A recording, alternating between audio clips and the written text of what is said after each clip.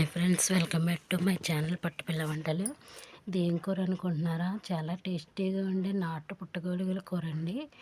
ఇది సీజన్లో దొరికి ఇట్లా 2 సంవత్సరాలు అంతా వెయిట్ చూడాలండి. అదిగోండి అలాగా మట్టి పట్టేసి ఉంటాయండి.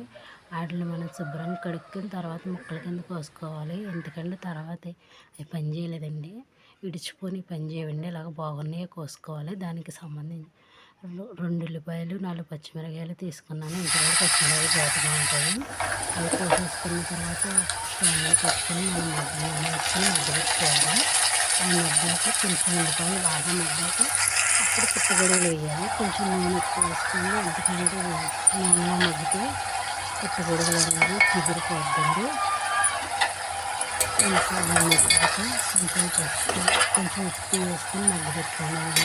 చికెన్ చూసేలాగా తేలుతుంది, నీళ్ళలాగా తేలుతుందని చూడండి. నీళ్ళు కూడా ఎన్నో పట్టుకుంది. దీంట్లో కొంచెం జీలకర్ర వెల్లుల్లి పేస్ట్ వేసుకోవాలండి. అల్లం పేస్ట్ వేసుకోవాలి. పేస్ట్ వద్దండి, జీలకర్ర వెల్లుల్లి దీనికి బాగుంటుంది. ఇంకేం మసాలా అవసరం లేదు.